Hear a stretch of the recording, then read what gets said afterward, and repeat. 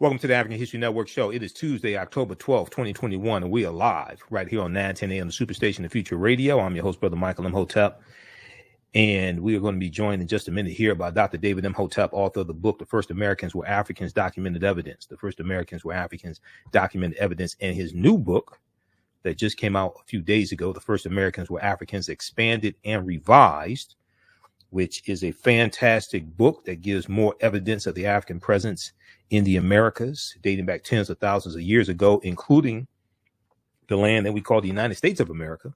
You know, on yesterday's show, we talked about Indigenous Peoples Day.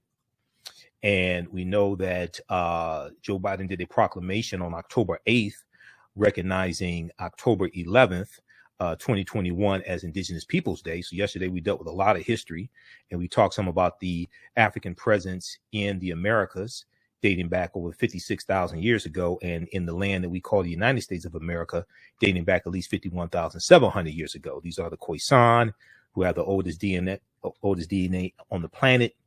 They go all around the world. They're the ancestors to the Ainu and the Twa, and they were here in this land in the territory we call South Carolina and Georgia, as the discovery in 2004 by Dr. Albert Goodyear, who's an archaeologist at the University of South Carolina, as that discovery showed. Okay, so on yesterday's show, I said I'll reach out to Dr. David Imhotep today and see if we could get him on the show, on today's show, so we can talk about this some more.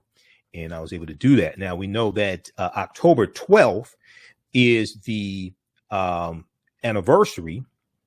We don't celebrate it, but it's the anniversary of Christopher Columbus landing in the Bahamas, October 12, 1492. Okay. That's the anniversary of Christopher Columbus landing in the Bahamas. Now, we know yesterday was Indigenous Peoples Day, and today is the anniversary of Columbus landing in the Bahamas, which and Columbus is central to the spreading of slavery, racism, capitalism, and the exploitation of indigenous people. Okay, so even though we may not celebrate Christopher Columbus or Columbus Day, things like this, it's important to study Columbus. Columbus is crucial to understanding the transatlantic slave trade, etc. Shakita, were you able to get Dr. David Imhotep on the line? Because he just called me. She's about to call you. This is my phone. She's about to call you. Okay, just hang up. All right. Okay, so on the African History Network show, we focus on educating, empowering, and inspiring people of African descent throughout the diaspora and throughout the world, because right now it's corrects wrong behavior. What you do for yourself, what you do to yourself, and what you allow other people to do to you and get away with is based upon what you think about yourself. What you think about yourself is based upon what you have been taught about yourself. What you've been taught about yourself is based upon everything you've read, heard, and seen about yourself. So when you control the radius of a man or woman's thoughts, you can control the compass of his or her actions, because the mind can't do or teach what it doesn't know. All right. And let me know when we have Dr. David Imhotep on the line, please, Shakita. So we've talked numerous times before about Dr. David Imhotep's first book, The First Americans Were Africans, Documented Evidence. And his new book is out. Okay. His long awaited, much anticipated new book is out. It's available at Amazon.com and select bookstores. But The First Americans Were Africans, Expanded and Revised. The First Americans Were Africans, Expanded and Revised, written by a brilliant African-American scholar, Dr. David Imhotep, who holds a PhD in ancient African history. Now, Dr. David Imhotep is not the first person to draw attention to the African presence in the Americas before Columbus. We know that one of the most well-known books about this is by Dr. Ivor Van Sertima, They Came Before Columbus. But Dr. David Imhotep's thesis is by far the most revolutionary viewpoint ever published on this subject. After colossal Negroid stone heads were first excavated in Mexico in the 1860s, several Latin American scholars began to speculate that Africans had sailed to the New World in ancient times. several Latin American scholars began to speculate that Africans had sailed to the New World in ancient times. Now, unlike his predecessors, he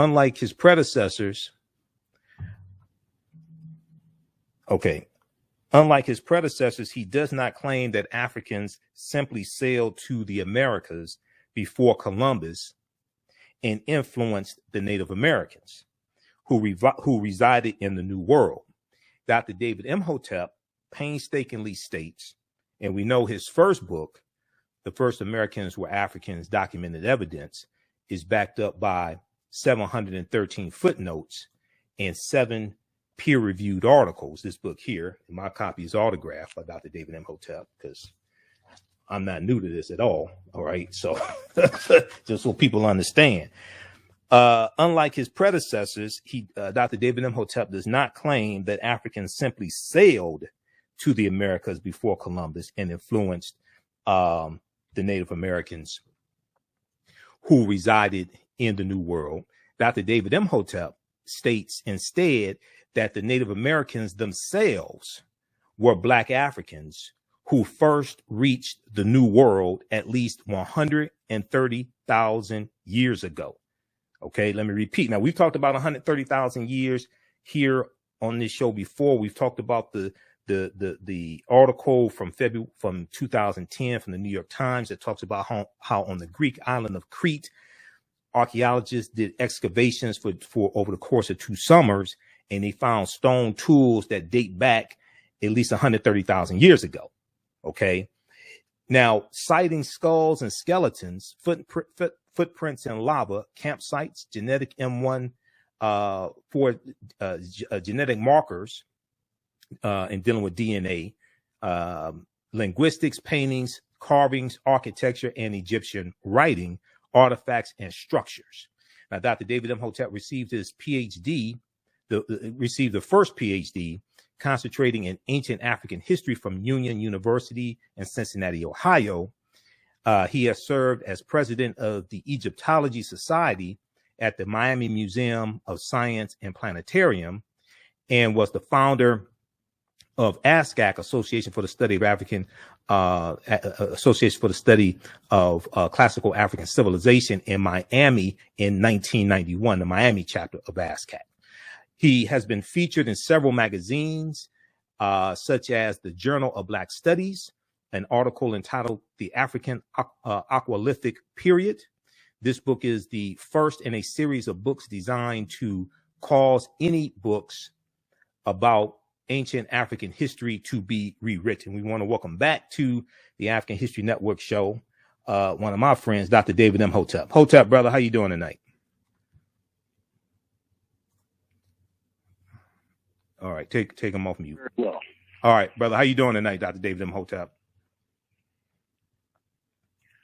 I'm doing very well. All right. How are y'all? All right, excellent, man. Well, look, it's good to talk to you earlier today, and we were talking about Indigenous Peoples Day.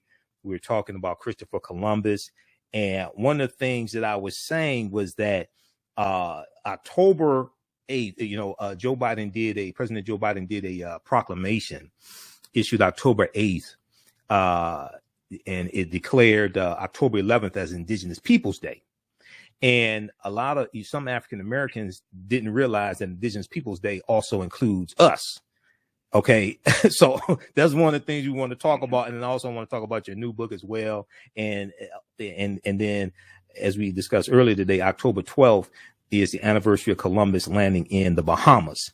Also October 12th, 1492. So, talk about. We know your new book is out, your long-awaited new book. Talk about the premise of your book once again, because it's going to shock people, because so many of our people think that we first came here August 20th, 1619 in Virginia. Yes, I have. I don't know if people know what peer-reviewed evidence is, but peer-reviewed evidence is if a amount of scholars, more than 12, all get together and they agree on a certain piece of evidence, then it's peer reviewed, and no one can overturn that. And I have the updated version of what I've heard about when the Americans were in Africa and in the Americas. And what I have for peer-reviewed evidence is they were here in the Americas between 250,000 and 325,000 years ago. Okay, 250,000 and hold on, so let's say that again. 250,000 to what? Okay, they were here between 250,000 and 325,000 years ago in the Americas. Okay, so which Africans were these, and where in the Americas were they? Okay, well, what Africans they were from Central Africa, Southern Africa. You talking about the Khoisan? You talking about the Khoisan? Yeah, it could probably be the Khoisan. Yeah. Okay. But no matter what name you put on it, they were African. Okay. And they were short Africans. Right. Check that out. They were short Africans, between 3.5 to 4.5 feet tall. Okay, so those are like the Khoisan or the Twa. Is that amazing or not? Yeah. So those are like the Khoisan, the short-statured Africans who have the oldest DNA on the planet, and we know they're in Southern Africa. Okay, the Khoisan. Okay, so 250,000 to 325,000 years ago. So where in Central America were they? They're in Mexico. Where, as best as you can, narrow down where they were. Right there in Central America, in the area of there's a few. Now I'm trying to think of. Yeah, it was in Central America. It was definitely in Central America is where they came. Because when you come over, when you jump off of Alkebulan, which is the correct name for Africa, when you come off of Alkebulan, and you can put a boat in the water, and the water waves of currents will take you straight into the Caribbean. Right. And this is where the first Africans came into the Americas through that mode. Now there was another way that they came, and that was from China across the Bering Straits into Canada, and then into North America. Okay. So there were two different ways that they came in. Okay, we're coming up here on a commercial break. In your first book, The First Americans with Documented Evidence, and we'll connect this to your new book, you talk about Africans began sailing to the Americas at least 60,000 years ago. Okay. Now, do you have to push that date back, or is that still accurate? That's accurate, and it's peer reviewed, like I said. Between 250 and 325,000 years ago, they were in the Americas, and that's peer reviewed. Okay. When we come back from the break, we want to deal with specifically in the land we call the United States of America, and we want to talk about the Khoisan in the territory we call South Carolina and Georgia, and the discovery from Dr. Albert Goodyear that puts these Africans there at least 51,700 years ago. And we also want to talk about your new book, The First Americans Were Africans Expanded and Revised, and talk about some of the new research there as well. Okay, stand by, Dr. David Imhotep. Okay, you listen to the African History Network show right here on 910 AM Superstation, the Future Radio. I'm Michael Imhotep. We'll be back in a few minutes. This is his new book, The First Americans Were Africans Expanded and Revised. History and politics, education, economic empowerment, entrepreneurship, relationships, love, sex, health issues, and much, much more. Unfortunately, many people confuse what racism is. Racism is a power structure. It was laws and policies that put us in this predicament. It's going to be laws and policies that take it down. So when you control the radius of a man or woman's thoughts, you control the compass of his or her actions, because the mind can't do or teach what it doesn't know. We have it all on 910 AM Superstation.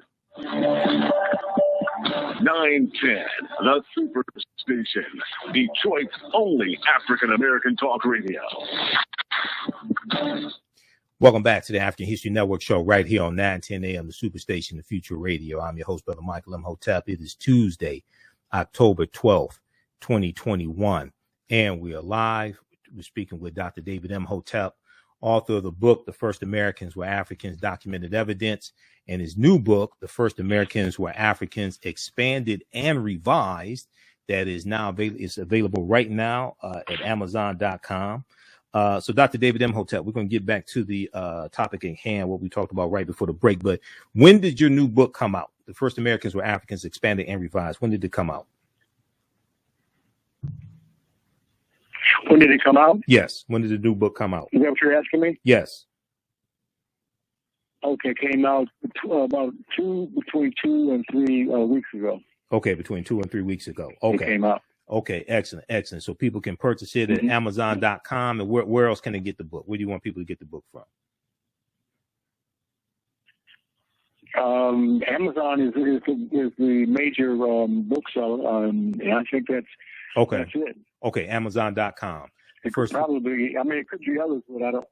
I'm sorry. Yeah. Okay. Yeah, Amazon. Okay, Amazon.com. The First Americans Were Africans, Expanded and Revised. Yes. Okay.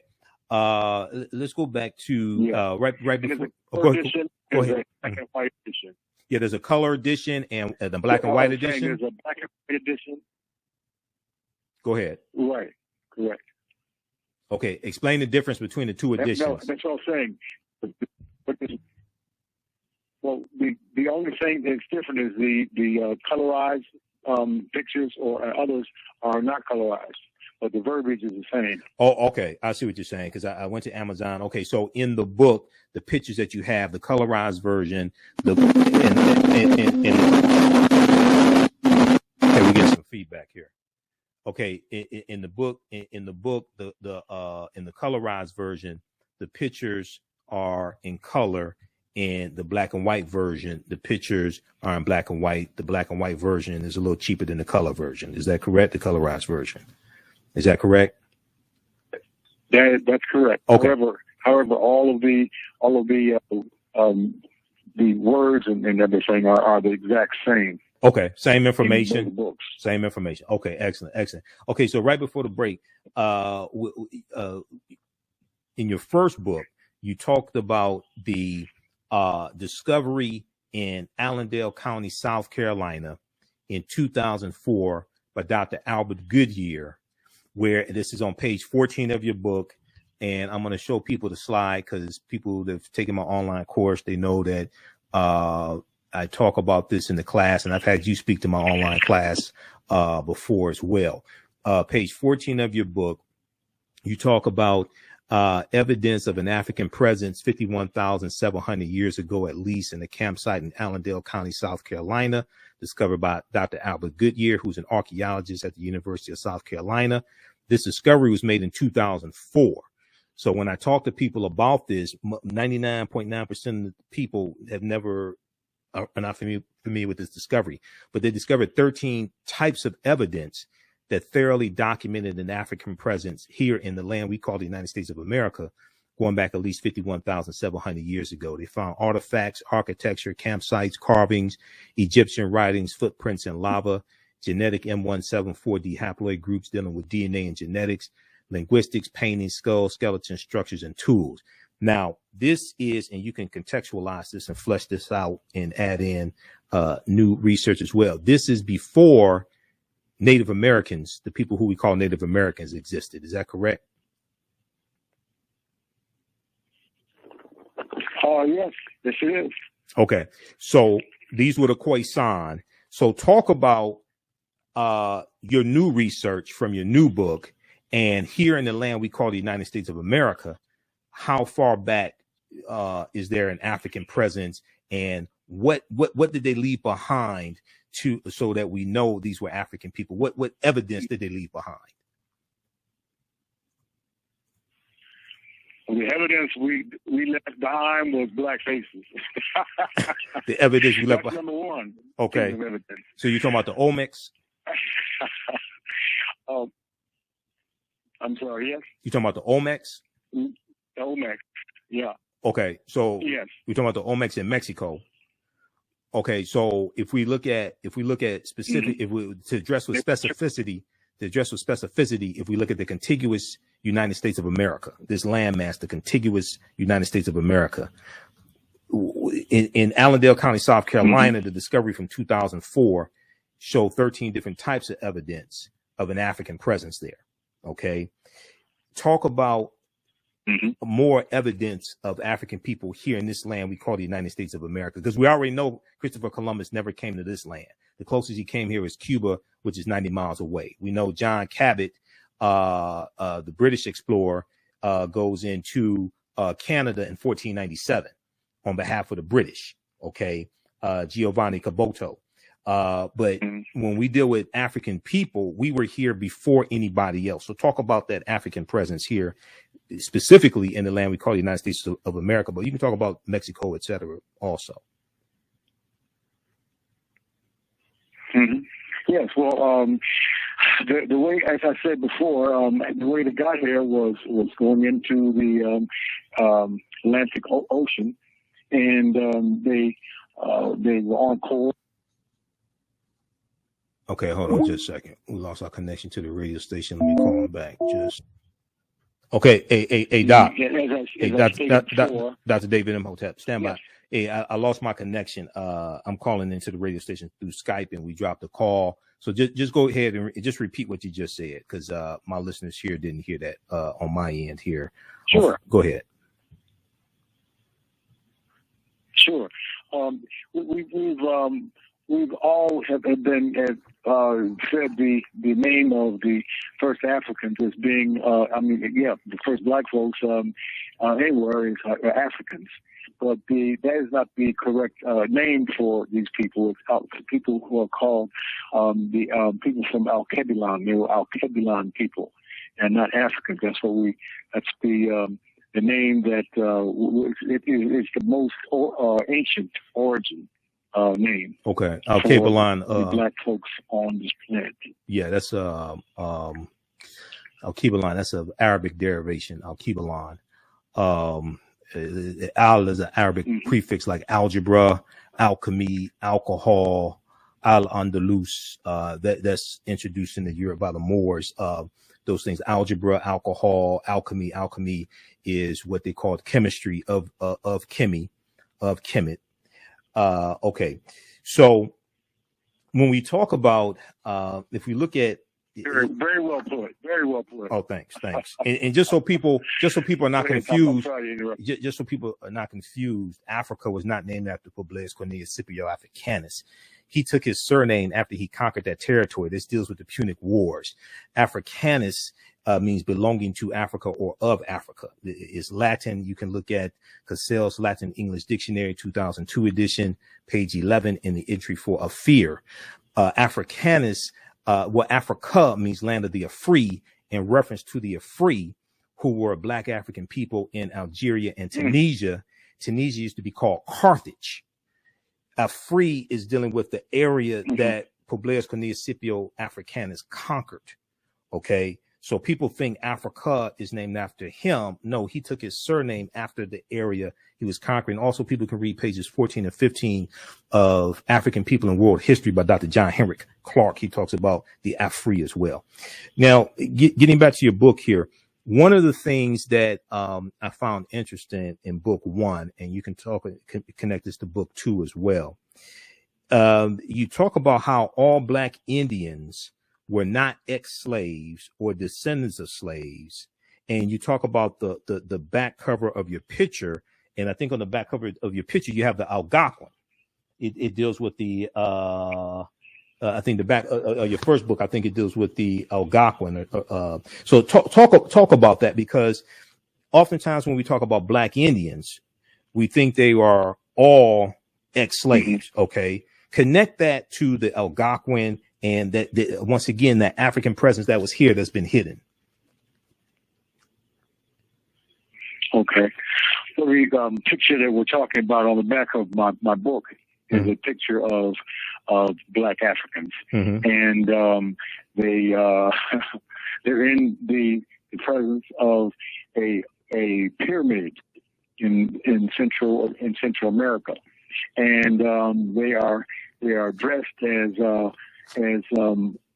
other people in India. They have the layer of people below them in the picture that only have what looks like strings around their waist to hide their genitals, and then they have the cornrows, and then there's another one that's in the same picture where people are standing up looking at each other, and they're wearing the different outfits like leopard skins and different things of that nature, and they have hats on. So, and this is a picture of what was going on inside one of the pyramids in Central America. And let me tell everyone that pyramids have been made only by Africans. They were not made by white folks. They were not made by Chinese or Japanese or any other people other than Africans. They're the only ones who made the pyramids. Now, this is another thing to go a little bit deeper. Okay. If you go out into the crystal waters of the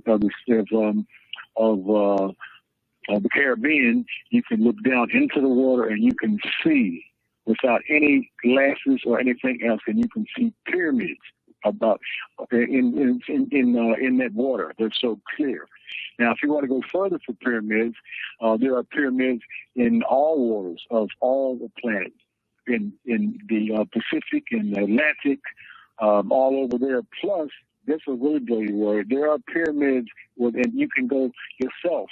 You can put you can go to Google and put pyramids on the moon or pyramids on Mars, and you will see pyramids on the moon and on Mars. And who was that? It had to be Africans as well. So Africans have not only been all over the planet, but all over the moon and all over Mars. I'm done. Right. And I know on the surface of Mars, there are pyramid-like structures, and there's also an imprint of like an African face on the surface of Mars. Now, when you get into the oral traditions of African people, the Amazulu or the Zulu of South Africa, they say they come from Mars. When you look at their oral traditions, okay. Mm-hmm. And you know, the Dogon talk about the Sirius A and Sirius B star system, and you know, they say they're from the star Sirius as well, the Dogon of Mali and Burkina Faso, who were originally in the Nile Valley region of Africa before they go into Mali and Burkina Faso. When we look at Christopher Columbus, and more people are celebrating Indigenous Peoples Day and honoring Indigenous people and moving away from Columbus Day, etc., but we still have to center Columbus correctly in history, because he's crucial to the spread of slavery, racism, capitalism, the exploitation of Indigenous people. And recently, the past few months, Cuba, Haiti, and Jamaica have all been in the news. And these were all island nations that Columbus conquered on behalf of Spain in 1492 and 1494.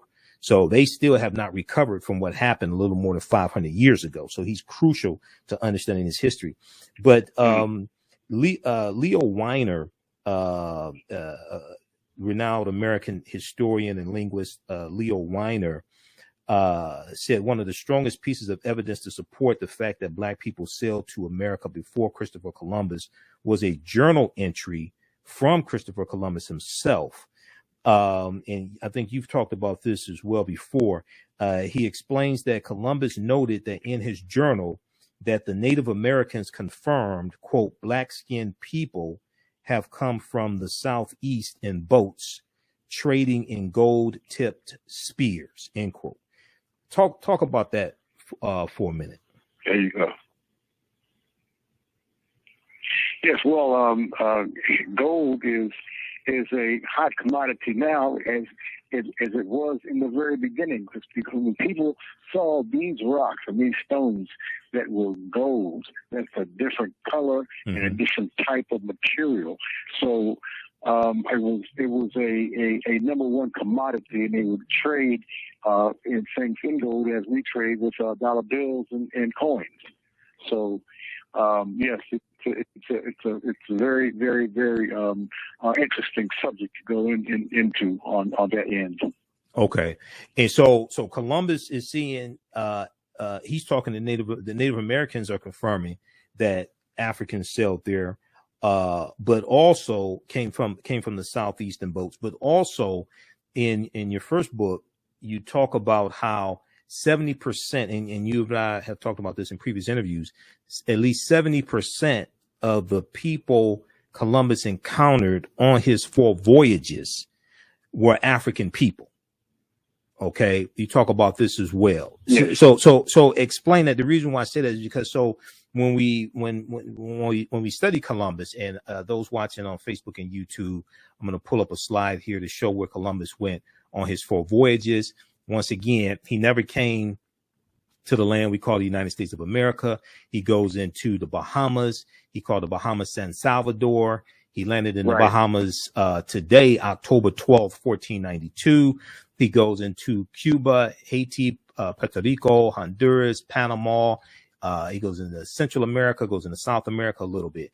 But normally when we talk, for instance, when we talk about the island of Hispaniola, or what he called La Isla España, or something like that. That's what he called it. I have to look at the exact spelling of it. He called it La Isla Española. That's what they called it. And then it became anglicized as Hispaniola. Okay, it means the Spanish island. And we know the 1/3 of it to the west of that island of Hispaniola, it was Haiti, which is an Arawak word. Today we call it Haiti. But traditionally, when we look at these areas, we talk about the Taino, we talk about the Arawaks, we talk about the Savoni, etc. But we don't talk about Africans that were there prior to 1501, when the Spanish start taking Africans into these islands that they're conquering, 1501, 1502. Talk about the Africans that were there prior to that. Okay, the Africans that come in there, that were there prior to that, had a different type of dress than the ones that came to them, because it's just like anything else. You know, if you're in a neighborhood, say when you're a child, there's a form of dress that people naturally use, and then if you go maybe 30 or 40 or 50 years later, the styles have differed. So these are people who don't stand still. They correct their language. They connect their clothes with other clothes from other peoples, and sometimes those types of clothes become more desirable than the clothes that they had, so they change those. And as far as the foods too, the foods are different in different places, so they learn about different foods. So it's an amazing way that two peoples come together, but they still look the same. Okay, now we were talking about the Algonquin a minute ago, and you talk about how Egyptian artifacts found across North America, from the Algonquin writings on the East Coast to the artifacts and Egyptian place names in the Grand Canyon, are all signs of an early arrival in the Americas by Africans. So talk about that a little bit and explain who the Algonquin were, because the Algonquin, that's not a term that we hear often. Who were the Algonquin? The best answers to that is they were Africans, or Alkebulans peoples, and they didn't look any different except for maybe their hairstyle. Their clothes were the same. Their rituals were mostly the same, and the structures that they built, however, were a little different. Some had the Mexican-looking homes. Some had the wooden homes, and There was a third, I can't remember what it was, but they had different types of homes depending on where they came from and where they began, and when they get to wherever they are, they'll see homes that are like in the cowboy days. You know, the cowboys come and they get into the Indian villages. They see teepees. They've never seen teepees. So these different things are what have happened over the years. Okay. So, and I know in your first book, you talk about the Algonquin some, and how these were Africans as well. And one of the things that takes place, and you can comment on this, one of the things that takes place is that when European invaders / explorers come to this land, at the African groups that are already here, many of them get reclassified as Native Americans. So then that way, if you don't know what happened before Europeans got here, you won't understand what happened to those groups of African people that were here. You know, I don't know if you're familiar with Dr. Jose Pimenta Bay, but he's one of the baddest scholars on the history of the Moors, and Professor Kabahai Wata Kamene told me that personally. But Dr. Jose Pimenta Bay used to teach classes on the history of the Moors at Temple University, and I've interviewed him before. And he has an excellent essay in the book Golden Age of the Moor, edited by Dr. Ivan Van Sertima. But Dr. Jose Pimenta Bay says that if you don't know the names that your people have had throughout history, you won't know how to find yourself in history. Okay, so you're looking for Negro but don't know Moor deals with you. You're looking for colored but don't know Algonquin is referring to African people also. So you've talked about before how Asians come to this land around 3000 BC, and they intermix with the Africans who are already here. Talk about that, and who are the offspring of that intermixing of Africans and Asians? That would be the red man. Isn't that something? That's the red man. They look a little different because they came across other people that looked different than they did, and you put them together, and you have the American Indians. They are the ones who are there when the Africans get there, because of the ones who come across the Bering Straits from China into Alaska, into Canada, and then down into the Americas, North America and Central America, and then eventually in South America. So there's a lot of mixture going on there. But then you have the Africans who the people from Alkebulan. They come over and they're dark skinned. So when they melt, it changes their color a little bit. Okay. In the summary of your book, the summary that's at Amazon.com of your book, there's a passage in the summary that says Dr. David Imhotep states that Native Americans themselves were Black Africans who first reached the New World at least 130,000 years ago. Reached the New World at least 130,000 years ago. Where did they go? Where did these Africans go? Where did they go into 130,000 years ago? And what type of archaeological evidence are we citing of this African presence 130,000 years ago, which blows the Clovis culture out the water in New Mexico, which dates back about 13,000, 14,000 years ago, the Clovis culture. Where did they go? Where did they land 130,000 years ago? Okay, as I said before, it came from Alkebulan, Africa, into the Atlantic Ocean, and then when they do that, the winds blow them into central, or into the area of between Florida and Central America. Okay, and that's the Caribbean. Okay, that's where they came into. Okay, between Florida and Central America, so they're somewhere in the Caribbean. Into the Caribbean. Okay, all right, and then so they're sailing. Go ahead, finish your thought. Well, yeah, if you go into the Caribbean and you continue to venture to the west, then you'll hit Central America. That's what I was going to say. Okay, all right. or Mexico, as it were, right, if you will. And I know 130,000 years is I know it's a significant figure for two reasons, two archaeological discoveries. One, the one on the Greek island of Crete, in 2010, the article that the New York Times has that you cited in your interview with WKRP in Cincinnati Channel 5 back in 2011 when your first book first came out. So that's significant, number one.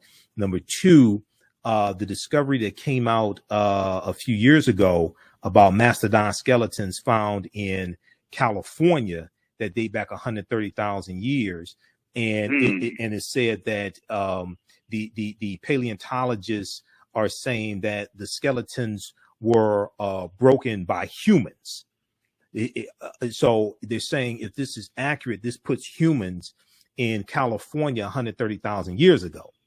Okay. And when that article came out, when that discovery came out, I sent you a copy of it. I sent you I emailed you the article because I said, okay, this deals with this was this 130,000 years that, because, we talk about how there's at least 130,000 years of our history stolen.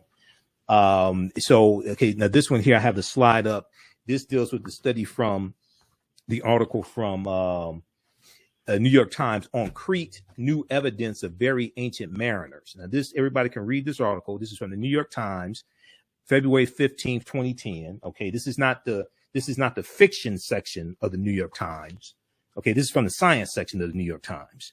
Correct. Okay, just so people not familiar with this. So we have that one, and then also we have the study from I'm looking at the article here from NBC News. Mastodon bone findings could upend our understanding of human history. Paleontologists have dug up a 130,000-year-old mastodon skeleton that looks like it was smashed apart by humans, but they found it in America where people were not supposed to have arrived for another 100,000 years. Once again, now this is the science section of NBC News. This is not the fiction section. This is not the opinion page. Okay. Talk about this. Yes. Africans 130,000 years ago in the Americas, but specifically, if you have information here on the land we call the United States of America, talk about that also. I'm not remembering that. I'm sorry. Okay. I'm 71 years old. A lot of my things, I've written down, but I just can't remember. I understand. But I don't remember that part. Okay. It's in the book. Right. Okay. No problem. All right. We have a few minutes here left in the interview, and let people know you have another book coming out also about you and Muhammad Ali. You want to talk about that one? Yeah. Oh, absolutely. Go ahead. It's called Ali and Me, and my uncle was Muhammad Ali's business manager, and I met him when I was going on a trip, and he introduced Ali to me, and Ali, we got to talking, and we talked about sports, and he found out that I was an athlete, and we talked about history, and he saw that I was a historian, and he kind of liked that, and he pulled me in, and I was his nutritionist for his last 7 fights. And his nutritionist. Slow down, because your voice was a little muffled. I know the story, but for people who haven't heard it, you were Muhammad Ali's nutritionist for his last 7 fights because you used to be a nutritionist. Yes. Okay, go ahead. That's correct. Continue. So he as he aged, he needed more and more help with the nutrition. That's why he hired me, and I was able to get his weight down to his weight class, because if you come in overweight, then no matter who you are, you will not fight. Right. So I had to put him on a diet that was not pork and beans and steak and liver and different things like that. The only meat that we allowed him to, or we wanted him to eat, which he did, and that was fish. Because fish there's no there's no fat in fish. It's Right. pure protein. So Right. he was on fish, and he was on. I had him eating a lot of foods that you didn't have to cook. You know, there's some foods that are taste just as good, even better cooked than they do when you take them from the fields. Right. So yeah, it was a wonderful time with this guy. There was no one who didn't like the guy. Even Joe Frazier. After he beat Joe Frazier, they became friends again. Mm-hmm. So there was no one on this planet, I mean, that we knew of that did not like and respect this man. He was a special guy. Well, he fought Joe Frazier 3 times. He fought Ken Norton 3 times. Right now, up on the screen, we have a picture of you and Muhammad Ali that you sent to me before. Dr. David Imhotep. You have a PhD in nutrition, right? Was it a PhD in nutrition? Correct. Okay, PhD, because he has 2 PhDs, right? And Muhammad Ali gained weight quickly. That's the other thing. So you had to keep a close. He had to stick to a strict regimen when training, especially as he got older, because he gained weight quickly. And you know, he was a phenomenal fighter. We know he fought Ken Norton 3 times. He had wars with Joe Frazier. He fought, if I remember correctly, he fought Floyd Patterson twice, also, right? I think he fought Floyd Patterson twice. Okay, Mm-hmm. yeah. Now, did you see the 4-part documentary series Muhammad Ali by Ken Burns? Did you see that on PBS? No, I did not. Oh, I got to send you the link. It's on Public Broadcasting System's website. You can stream it. It aired on TV on PBS, but they have all 4 installments. It's 8 hours of documentaries of a documentary of Muhammad Ali. It just came out last month. They went through about 15,000 photographs. Oh my God. And they got stuff. They have footage. They have photographs most people have never seen before, man. I'm going to send you that when we get off the air. It's going to knock you out. Okay. All right. Let me see here. Bless your heart. You're knocking me out now. Oh, well, we got to take care of you, man. You and I go way back. Thank you so much. Let me ask you, let's see. You got a few more minutes? You got a few more minutes? Yes, absolutely. Okay, so this is what we're going to do. We're out of time here on 910 a.m. Superstation WFDF. I'm going to call you right back for my Skype line on the phone, and then we'll continue for a few more minutes, and we'll let you get a few more questions in. Okay, so she's gonna disconnect the call on that end. I'll call you right back, Dr. David Imhotep. Okay, all right, everybody. Those watching on Facebook and YouTube, just hang up. Yeah, just hang up. Those watching on Facebook and YouTube, keep watching. We're going to go into overtime here on my social media platforms, The African History Network on Facebook, Michael Imhotep on YouTube. Remember, I will be speaking at Hartford Memorial Baptist Church Saturday, October 16th for the Social Justice Conference 2021. Visit their website for more information. hmbcdetroit.org, hmbcdetroit.org. My workshop is 10 a.m. I'm in room 306, and registration for the entire conference is $25. Right now, it's correct wrong behavior. It's not over till we win. Wakanda forever, and we'll talk to you tomorrow. Peace. All right, stand by, everybody. Let me disconnect this call. Stand by. Okay, we're going to get Dr. David Imhotep back for a few more minutes here.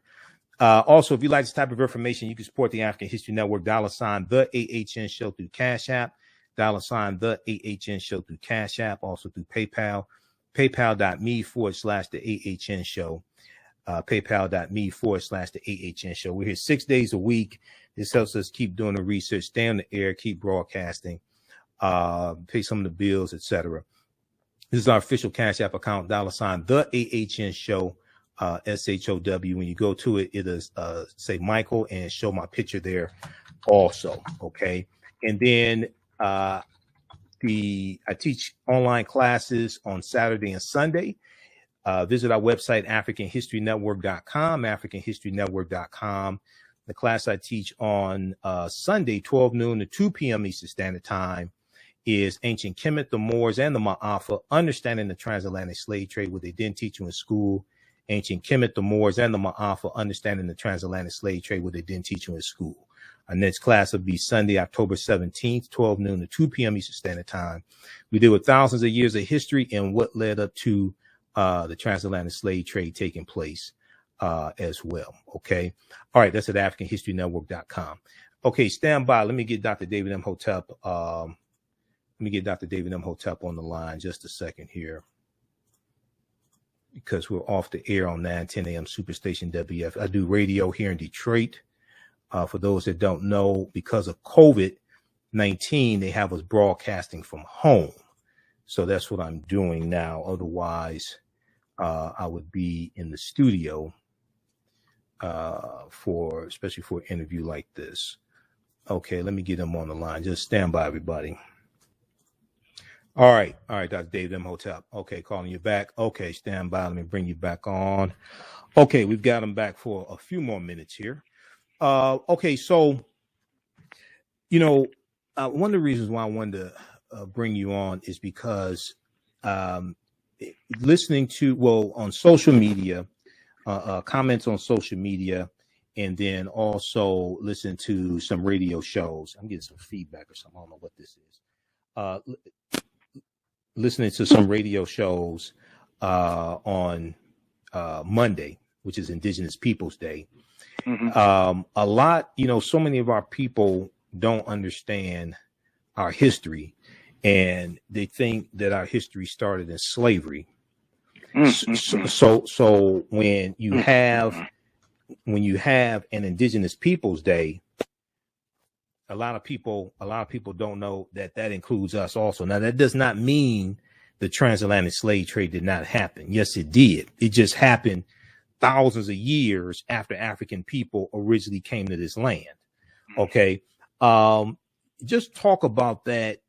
Talk about that for a minute. And then, do you get pushback from African Americans when you talk about the African presence here thousands of years ago and before slavery and things like that? Do you get pushback from African Americans?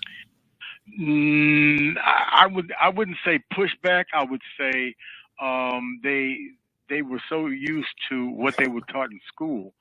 When I talk to them and I try to show them that we were here a lot longer. This is what my teacher told me this. So, that's about the only thing. Most of them are cool with it, and they said, "Oh, okay, it's good. I'm glad I learned something new." Okay. So when you tell them that, now I see, I've done lectures like here in the Detroit area, man, and it's like people like in the 60s, 70s in the audience, like speaking at churches. And when I tell them Columbus never came to this land we call the United States of America, and I showed them where Columbus went on his 4 voyages, man, people look at me like I'm crazy. I'm like, no, I said, you got to go research this. You can go to history.com. Look, a lot of these sources, history.com, Britannica, National Geographic, they know the truth. They know Christopher Columbus never came here, okay? And they'll talk about the Moors also. They got National Geographic has information on the Moors, Britannica.com also. I look at all those sources. So what is the reaction when you provide the evidence and tell people that African people were the original people of North, Central, and South America? What's the reaction? The reaction mainly is acceptance and saying, wow. And then there's a few people who are knuckleheads and they want to argue about it. And so one of the things that I find is that because of an increase in the desire and movement for reparations to various extents, some people, I find, they seem conflicted because they think that somehow this deprives them of getting reparations, which you're going to have an uphill battle anyway if you actually understand the process. If you actually understand that you need 218 votes in the House of Representatives and 60 votes in the U.S. Senate to get, I mean, but that's a whole nother show. But anyway, that's a whole nother show. Okay. And it can't be an executive order because based upon Article 1, Section 9, Clause 7 of the U.S. Constitution, which deals with the power of the purse, the ability to tax and spend belongs to Congress, not the president. But that's a whole nother show. I'm scared of you. But some people I find they think that if they admit that African people were here even before Native Americans, then somehow this locks us out of getting reparations. But you ain't gonna. They act like they're about to get a check in the mail at the end of the month. Okay,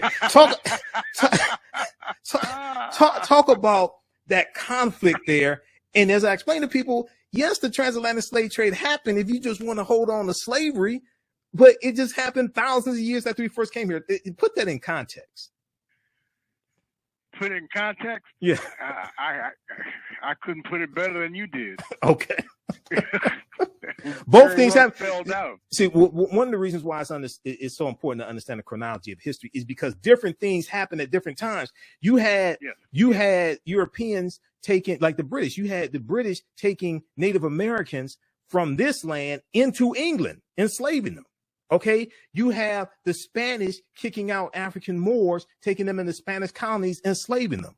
You have Africans being brought from Africa by the Spanish, by the English, okay, being brought here to this land. You also had a Dutch colony in this land in the 1620s called New Amsterdam. New Amsterdam becomes the colony of New York for the British because the Dutch were here also. Mm-hmm. So you have different things taking place around the same time, but you also had African people here at least 50,000 years ago in the land we call the United States of America. So one of the things that's important, and one of the reasons why I think your work is so important, is that you get past you go beyond the 500-year paradigm. Yes. Oh, absolutely. Okay, that a lot of us are taught to operate within. And you go back 50,000 years, 60,000 years ago, 130,000 years ago, 250,000 years ago. Mm-hmm. Mm-hmm. So what is it that you want people, after they get your book, The First Americans Were Africans, expanded and revised, get it from Amazon, and there may be some other bookstores that pick it up also. Mm-hmm. What is it that you want people to take away from this book? After they learn this history, we have to put it into usage. Okay, this history is not designed just to debate one another on YouTube. Right. Okay, what do you want people to do once they obtain this knowledge? Black folks, right? Yes. Okay, I want them to understand that what they learned in school coming up was incorrect. It was racist. And it's hard to hear this information for what 18 years, from the first grade to 12th grade. It's hard to let that go. You know how you have habits and things. It's hard to let it go, even if it's for your richness of your background is so phenomenal. It's hard for them to even accept that. So I do run into some people like that, but most of the people accept it and say, "Wow, really?" You know. So I don't know. It's a phenomenon that we need to brush off and get with it. Okay. Now I encounter some people who talk about being indigenous. Mm-hmm. And Aboriginal and all this, and then they say the people that were here weren't Africans. They weren't from Africa. They were already here. I'm like, okay, so look, they came from Africa just much longer ago than we were originally told. Absolutely. Okay. Because when you look at these archaeological discoveries, just like the one that were the mastodon skeletons found in California. Oh man, that blew people's minds. That blew the paleontologists' minds. But then there was one in Morocco, came out in June of 2017, and this one here, this dealt with remains of Homo sapiens that date back between 300,000 and 350,000 years ago. Right. And they said this was causing them to rethink everything because the oldest known fossils they had of modern man dated back 195,000 years ago, found in Ethiopia. Okay. This and NBC News has right now I have the article up from the Washington Post on this. Oldest Homo sapiens fossils discovered in Morocco. This is from June 7th, 2017. Bones found in a cave in Morocco add 100,000 years to the history of modern human fossils. These bones are from, quote, early anatomically modern humans, our own species, Homo sapiens, modern man, with a mixture of modern and primitive traits. An international team of anthropologists, paleontologists, and evolutionary scientists report in a pair of papers published in the journal Nature back in June 2017. And they said the oldest Homo sapien bones known to date, the oldest Homo sapien bones known date to about 200,000 years ago. But the new analysis. Hold on just a second. Hold on, I'm getting some feedback. Okay, but the new analysis shows these bones are surprisingly old, 300,000 to 350,000 years old. This blew the 195,000 year old fossils out of Ethiopia. That blew that out the water. There you go. Okay, so talk about this for a minute, because now we're looking at, and one of the things they said when you read these articles and you read this about this discovery, they said that they're seeing now that Africans started migrating out of East Africa much earlier than they previously thought. Talk about that for a minute. I can. Okay. All right. Exactly. Number one is 12 midnight. Okay. All right, that's cool. That's cool. But everybody check this out here. Oldest Homo sapiens fossils discovered in Morocco. Okay. And then that's Washington Post. Because as I explained to people, these archaeological discoveries, they have these in mainstream media, in print, in the New York Times, National Geographic, Washington Post, ABC News, CBS. Now you may not see it a whole lot on cable news, but they do have these articles. Okay. So do you have a website? We're gonna let you go here, but do you have a website? How can people get in contact with you? How can people support you if they want to book you for Kwanzaa celebrations to speak? They want to book you for book signings, Black History Month, African American History Month. What should people do? The easiest way is to email me, and that's my name, David Imhotep @gmail.com. Okay, David Imhotep @gmail.com. Okay, all right. And then is that like on Amazon or anything? Is it like your contact information on Amazon.com? Amazon. Okay, your contact information is on Amazon also? Well, to contact me? Yeah, to contact you, your contact information, like your email address, Email is the best. Yeah. Okay. Absolutely. When people order books from you through Amazon, I was asking, is your contact information, like your email address, is that? No, when they buy a book from Amazon, then they don't see me, they don't touch me, I'm not there. Okay. No, you know what I'm saying? Okay. Yeah. All right. So when they purchase the book, you may want to put like your contact information, like an email address or something, so people can get into contact. Because once they read your book, they're gonna want to book you to do lectures. They're gonna want you to teach classes, things like that. Okay. They're gonna want to book you for TV shows, cable news, etc. Okay. All right. Very good idea. That's just a little marketing strategy. Okay. Very good idea. All right. Okay, man. You're not as dumb as I look. All right, no problem. That was Ali saying. Right. Ali used to say that shit.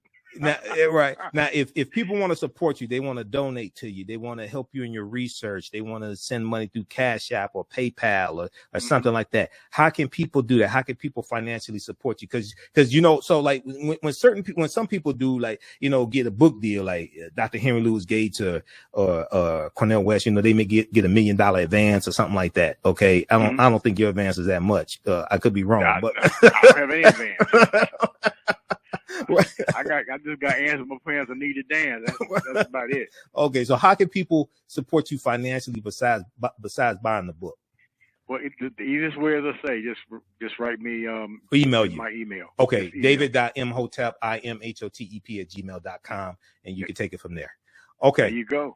All right, brother. Well, look, it's always good talking to you, man. We're going to have you back soon, and I'll contact you because I want you to speak to my online class also soon in the next couple of weeks, okay? All right, take care. You take care, my brother. All right, Brad, take care. Have a good night. Okay. All right, peace. All right, everybody. That was Dr. David Imhotep, an extended session with Dr. David Imhotep, author of the book, The First Americans Were Africans, Documented Evidence, his first book, which is out of print. His new book, and I want you to support this, The First Americans Were Africans, Expanded and Revised. The First Americans Were Africans, expanded and revised. As we talked about on yesterday's show on Indigenous Peoples Day, yes, the transatlantic slave trade happened. Yes, African people were brought here during the transatlantic slave trade, but we came here over the course of tens of thousands of years. There were waves of African people. We didn't just come here at one point in time. So we have to understand that history. This was our land stolen from us. We were here before the people who we call Native Americans came into existence also. All right. Okay. If you like this type of information, be sure to register for the 10-week online course that I teach on Sundays. Now, there's two classes I teach, one Sunday, one Saturday. Ancient Kemet, the Moors, and the Ma'afa. Now, Kemet's one of the original names for Egypt. Okay, Kemet meaning the land of the blacks. Ancient Kemet, the Moors, and the Ma'afa. The Ma'afa is a Kiswahili term that refers to our Holocaust, the Great Disaster. It's a Kiswahili term. Understanding the transatlantic slave trade, what they didn't teach you in school. We do this class on Sundays, 12 noon to 2 p.m. Eastern Standard Time. Sometimes we go over, okay, because I got a lot of information. It's a 10-week online course. We do the sessions live. All the classes are archived. You can go back and watch them anytime. You can watch them around the world. You can use this information also with your children. I would say the content is PG-13. I don't do a lot of cursing. It's not vulgar, not crazy, yelling and screaming, things like that. I don't do that. Okay. We do a PowerPoint presentation. We have book references, articles, video clips, sometimes guest speakers as well. As soon as you register, you can watch the class we just did this past Sunday. Also, and what we deal with thousands of years of history. We start in ancient Africa. We do a chronology of history and take you throughout history, ancient civilizations, Kemet, Nubia, Abyssinia, Ethiopia, Zimbabwe, Great Zimbabwe, Ghana, Songhai, Mali, all of that. We go throughout history. We deal with the 800-year occupation of Europe by the Africans known as the Moors. And we look in the history of the Moors is crucial because what the Moors introduced in Europe, all that comes back to kick us in the behind. And we're going to see what leads to the transatlantic slave trade taking place. Columbus is using nautical instruments that the Moors, based upon technology that the Moors introduced into Europe. One of them is called an astrolabe. Okay. He's using nautical instruments on his voyages based upon technology the Moors introduced into Europe. This is why I say I wish we had never taught them, because everything we taught Europeans in Europe that the Moors take in, they come back to kick us in the behind. All right. And then we're going to see many of those Moors expelled or enslaved, etc. So that class, we look at what leads to the transatlantic slave trade, and we go through and analyze the transatlantic slave trade also. Okay. We just posted a link here. It's regularly $130. It's on sale $80. As soon as you register, you can start watching the content. You can watch the class we did this past Sunday. Now, the second class that I teach is called From the Civil War to the Civil Rights Movement and Black Power, 1865 to 1968. We do this class on Saturdays, 12 noon to 2 p.m. Eastern Standard Time. This class, this is a 10-week online course also. This class picks up where understanding the transatlantic slave trade leaves off, because it's so much information to cover. And I've been teaching understanding the transatlantic slave trade on and off since 2017. But it's so much information to cover, I can't get it all into a 10-week online course. So the second 10-week online course focuses on from largely 1865 through 1968, from towards the end of the Civil War through Reconstruction, 1865 to 1877, Jim Crow era, and we see the laws and policies that are being put in place and the rewriting of states' constitutions, like the Mississippi State Constitution in 1890, the South Carolina State Constitution 1895, Louisiana State Constitution 1898, Alabama State Constitution 1901, and they are implementing poll taxes, literacy tests, in some cases implementing property ownership requirements to be able to vote. They're implementing segregation on public transportation, streetcars, trains, etc. So we see this effort to encode white supremacy in the laws and the state constitutions after Reconstruction ends to fully take back control of the politics, the state legislatures, etc. Because there are about 2,000 African Americans that we voted into office basically during Reconstruction and somewhat after Reconstruction as well.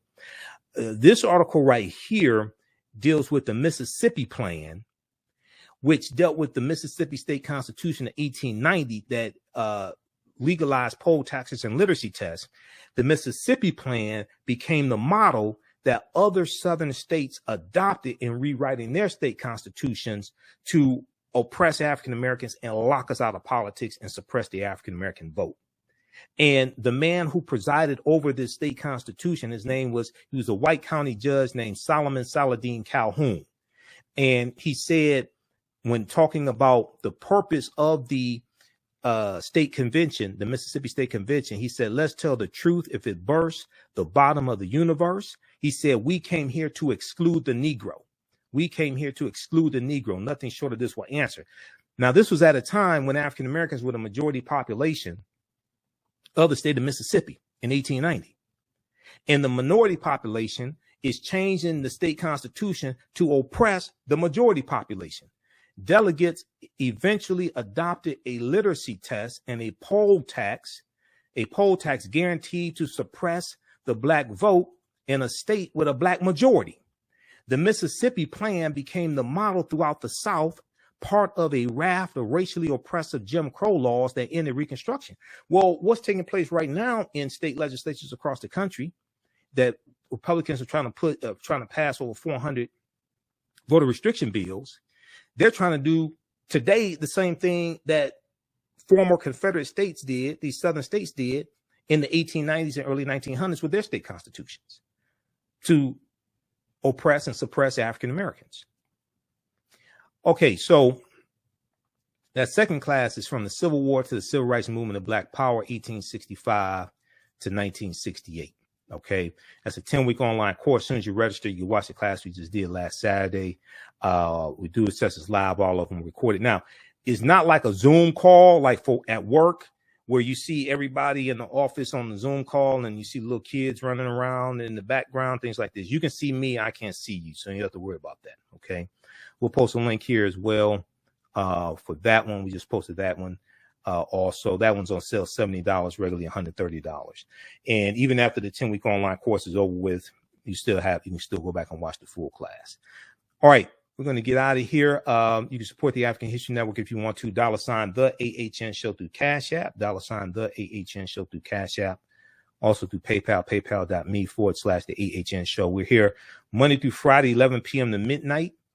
Sometimes we go past midnight. We broadcast on 9:10 a.m. the Superstation WFDF here in Detroit. I'm a radio talk show host here in Detroit. We also broadcast on our Facebook fan page, The African History Network, The African History Network, and our YouTube channel, Michael Imhotep, IMHOTEP. You can turn on live notifications so you know when we go live. Be sure to sign up for our email newsletter. Also, text the word Kemet, KEMET, to 22828 to sign up for our email newsletter. Text the word Kemet, KEMET, to 22828 to sign up for our email newsletter. You can also register for it at AfricanHistoryNetwork.com, AfricanHistoryNetwork.com. And on Fridays, normally on Fridays, I'm a panelist on Roland Martin Unfiltered also. So I'm there usually Fridays, and then I do my show here. So I do two shows on Friday, Roland's show and our show here Friday night. All right, look, we have to get out of here. Remember, the African History Network, we focus on educating, empowering, and inspiring people of African descent throughout the diaspora and around the world, because right now it's correct wrong behavior. It's not over till we win. Wakanda forever. And we'll talk to you tomorrow. And also at our website, we have information about our radio show. We're 6 days a week. You can click here, listen to audio podcasts. I'm on 10 different audio podcast platforms, including iHeartRadio. Download the iHeartRadio app, search for the African History Network show. I think they have about 300 of my shows podcasted there. All right. Right now, it's correct wrong behavior. It's not over till we win. Wakanda forever. We'll talk to you tomorrow. Peace. Thanks for tuning in. Black on Purpose Television Network. Yes, Black on Purpose Television Network. All black, all positive, all the time. The largest black-owned streaming television network in the world. Bringing our people together worldwide. Controlling our messages, our stories, our way. Black TV the way it should be. Black music, Black history, and more. 30 plus channels, thousands of shows. Black on Purpose Television Network. Subscribe. Hello, African History Network family. You've put it off for way too long. Now it's time to act for your family, your future, and the next generation. Get life insurance for that peace of mind and security for you and your loved ones. Build your financial foundations starting today. Your independent agent at Fortified Trust Life Brokers, with over a dozen strong A-rated life insurance companies to offer you the life protection you need when it comes to final expense, term life, whole life, mortgage protection, annuities, and more. They are currently licensed in Alabama, Georgia, and South Carolina. Don't let a pre-existing health condition hinder you from getting life insurance. You can get the affordable coverage you need today. Life insurance is only the beginning. Email them at Fortified Trust Life for a free fact sheet explaining the 5 basic building blocks for a strong financial foundation. It's their gift to you to help you fortify your future. Email them at fortifytl828@yahoo.com or call them at 706-339-5096 and leave a message. Fortify your future today.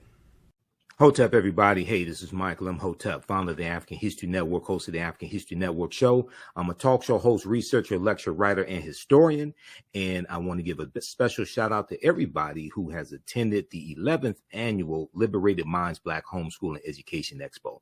I just want to take a few minutes, and we had a great presentation that I did on Saturday. So I teach 2 online history classes. One on Saturday and one on Sunday.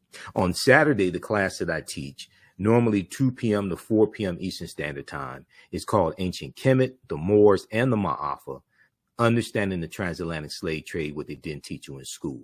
And this is normally a 10-week online class. We deal with thousands of years of history and what leads up to the transatlantic slave trade taking place. We can't start studying our history in slavery. Even when we study the transatlantic slave trade, which is important to study, we can't start in 1619 or in the 1440s with the Portuguese, when the Portuguese get involved in the transatlantic slave trade. We have to understand the history chronologically and deal with the 800-year occupation of Europe by the Africans known as the Moors, who entered into the Iberian Peninsula, today known as Spain and Portugal, from North Africa in 711 AD. When we discuss the transatlantic slave trade, we have to first understand that African people are the original people of North, Central, and South America and have been in the land we call the United States at least 51,700 years. Now, the second class I teach is on Sundays, normally 2 p.m. to 4 p.m. Eastern Standard Time. It's called From the Civil War to the Civil Rights Movement and Black Power, 1865 to 1968. Now, these classes are normally $130. They're on sale right now, $60. We do the sessions live. All the sessions are archived and recorded, so you can go back and watch it anytime. So a year from now, 2 years from now, you can go back and watch the entire class. With both of these classes, I would say the content is PG-13, so you can use this with your children as well if you want to. Also, you can advertise with the African History Network. We have 3 new advertising packages. Our current promotion is buy 1 month to get 1 month free. We have 1 million followers at our Facebook fan page, the African History Network. And with our platinum package, we'll take out ads on our Facebook fan page for you as well to help maximize your advertising campaign. And we take your 30-second to 60-second commercial, we put into the rebroadcast of our shows, and also into the audio podcast of our shows as well. We only have 20 advertising slots because we have a finite amount of advertising space. Email us at TheAHNShow@TheAfricanHistoryNetwork.com, TheAHNShow@TheAfricanHistoryNetwork.com, or call us 313-462-0003. All right, right now it's correct wrong.